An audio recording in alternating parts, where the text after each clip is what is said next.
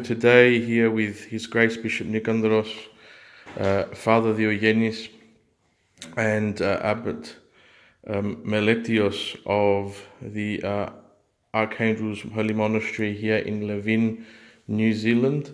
We have come here to visit the monastery together, and with Presbytera Anna as well.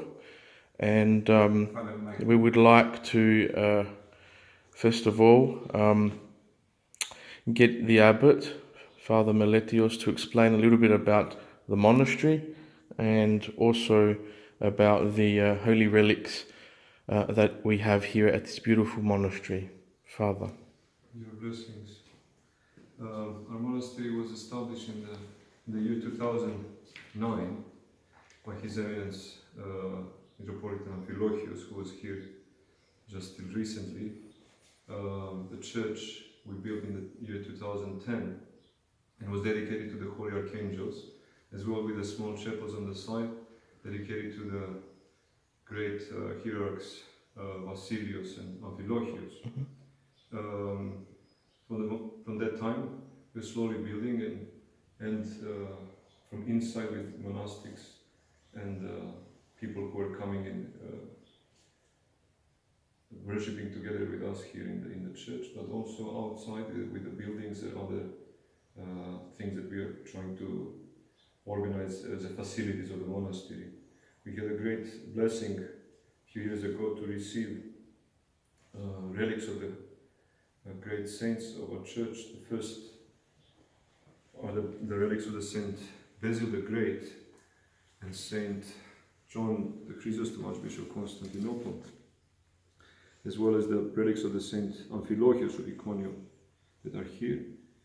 A great wonder worker, Saint Nectarios of Pentapolis, and great martyrs, Saint George, Martyros, and Saint Demetrios, the Miroglite. The small pieces of relics are here with us, with other small relics that we have in the cross that we use for the blessing. And it's here for sanctification of us who live here and for everyone who comes. We did have opportunity to take them sometimes to other parishes. Yeah. And especially St. Nectarius, when a miracle happened in one parish in Hamilton. Please explain the miracle, Father. Yes, it happened that a man who was still not baptized, he was married to an Orthodox woman, but not baptized Orthodox, never seriously considered coming into Orthodoxy, but came on that service where we took the relics of Saint Nectarius. And he was so moved at the end of the service, we didn't realize. He wanted to come again. He asked us, can you take it again? I need to venerate. And his wife was also surprised, and we did that. Apparently he was sick seriously for some years already. And then after, he said to us that he did see, he saw the bishop standing in the church and, speaking, telling him something. Yeah. He was moved and understood that it was coming from the presence of the relic that we, and because he understood we were speaking about the Saint Nectarius. Yeah. As the bishop of the church, he was so moved. And he said, I never experienced this in my life. This is something very unusual, and I would like really to be baptized. I understood that this is, and he did recently, after the visit, the Romanian priest, the Father Ovidiu, did baptize him and gave him name Nectarios. Wow.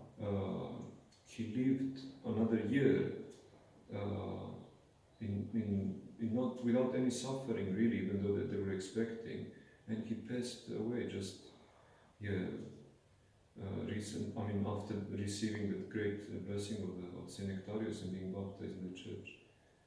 So it was quite moving for everyone there. Yeah. Yes, and I believe many times even here, some small miracles that we experienced, but sometimes we are not sure how is it the presence of the saints. Definitely give us great comfort, and to whomever we receive it as visitors here. How did we come here? How did you come across this land that the monastery has been built on? Yes, that is very interesting story actually. Uh, His Eminence, when he came to New Zealand, was searching for the place to build a monastery for about 3 years, and they couldn't find the proper, or it was a beautiful place even with some chapels they were selling, but it was very expensive, he didn't have that money, or it was not exactly this what we were planning, and then suddenly it just happened. We thought, God showed us a certain place. There was a house here on a big land, the whole hill up there belongs to the monastery. Yeah. But recently after, we discovered that there is actually something much more behind that coincidence, that it was just a piece of land, that it was a nice peaceful place, it was quite a good price. Some years, decades before, there were two monks, New Zealanders, who became Orthodox, became monks, and tried to establish the monastery. One is still alive, a priest monk, but one, monk Nicholas, died. So after we just came, we didn't know much, we came across, first actually we did hear the story from the priest monk, who was not sure but then confirmed that Nicholas was born in Levin and that he's in the graveyard in Levin. And then not only that, but we discovered that he was born exactly on this land that we bought as a monastery. That house was really? there in the orchard that his parents bought, and he was born. A little bit after, we had a problem with the first builder that we tried to make the plans for the church, and we came across in Levin to his sister, and his brother-in-law is a builder who did help them to create the small church when they were establishing the monastery. Unfortunately, the monastery doesn't exist anymore. And he became the builder, he was the one who built. And the sister came here and was crying and moved, telling us that she remembers when they were children, they were sliding down the hill. They lived here, and she couldn't believe how we did find exactly this place. From two people who were baptized Orthodox in the 1980s, became monks, that we exactly by the place where he was born and grew up. I think it's something much more than just a mere coincidence. His parents were baptized as well. Is it the prayers of his parents? Is it his prayers? Is it something that we don't know? But obviously, it's the will of God. Yeah. And something even more to reassure us that to continue with the monastery. It's just after we bought His Eminence received an offer from the agent that maybe we exchanged for a bigger land with a beautiful big house that was 100 years old and even used by the Catholic nuns as a monastery in one period of time. But when we went there, it was a little bit more expensive, but not much, not a difference in the price, but a certain peace that we felt here, a certain spiritual presence that we both experienced made us to be sure that we should continue with this. And then we built the church. And is the monastery open at certain times? Is it open to the public? I mean, I would say that it's always open. Sure. Especially for the weekends, we do have services that people are coming regularly. During the week, we have our services every day. It's always early, so it's not really convenient, but it's always open. We still don't have bigger rooms for the guests, but occasionally some people that know us and we know them and they love the monastery. For men mainly, they would stay, for a few days, help us do something and find their spiritual recovering. And your thoughts and feelings towards the new Metropolitan, your new father here in New Zealand, who we, by the grace of God, enthroned on Saturday, and we enjoyed and participated in his first divine liturgy yesterday with His Grace Bishop Nikandros, and of course with Metropolitan of Petras Gerasimos, who was the representative of the Ecumenical Patriarchate here. What are your, of course, your thoughts and on His Eminence Miron, and also in this new chapter of your church? Yes. Here in New Zealand. Definitely, we didn't have opportunity to meet him before, but the first experiences are extremely positive, and I'm absolutely sharing my heart that the right person was sent by God and Church to come and to continue this work that was started with our Year, the Archbishop Meletios,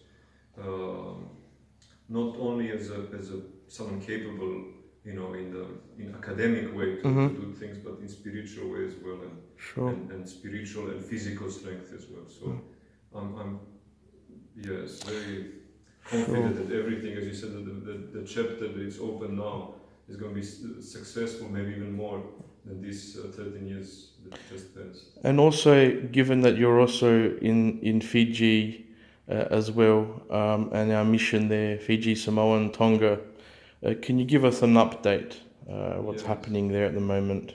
And of course, as you know, we are heavily involved, the youth in Adelaide and especially in South Australia, we are involved in fundraising for the mission. So please update our fellow brothers and sisters there. Firstly, to express our gratitude for the love and care of everyone there in Adelaide. First, Theophilesto and all of you, Father Michael, all the youth that is there involved with the work that we are doing in the mission. Without that help, everything would be much difficult, because we are in the islands that are new for the Orthodoxy. There is no Orthodox people there. It's difficult and different places. Not many people there to help, if we can even say that there is anyone. 2 islands in Fiji have now the parishes and their priests. The congregation is growing, but it's a constant work. They're all young in faith. Priests need support as well to be able to nourish spiritually their flock. So we are for years now quite involved, traveling, staying a lot. His Eminence was staying for a long time there. Yes. Lots of new buildings were built in some places, like in Fiji. There we have established also the children's home, the orphanage. Yes.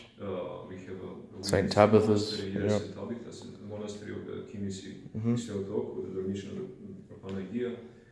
2 nuns, that one was just enthroned as abbess, are also taking care of the children there.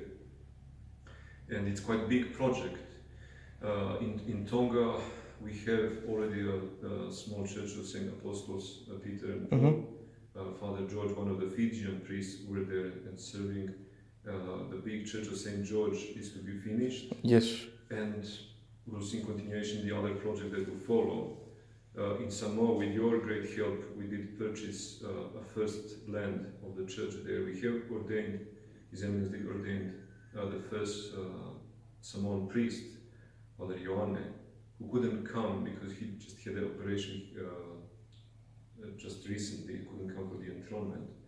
And the work is to be continued. We are planning in November, maybe before we come to visit you. Of course. In December we'll go to Samoa to do some work and to bring more news for you to rejoice with us and to be able to help us in this beautiful and holy work. Thank you very much, Father Meletios. With your prayers and blessings. And always keep us in your prayers. Thank you.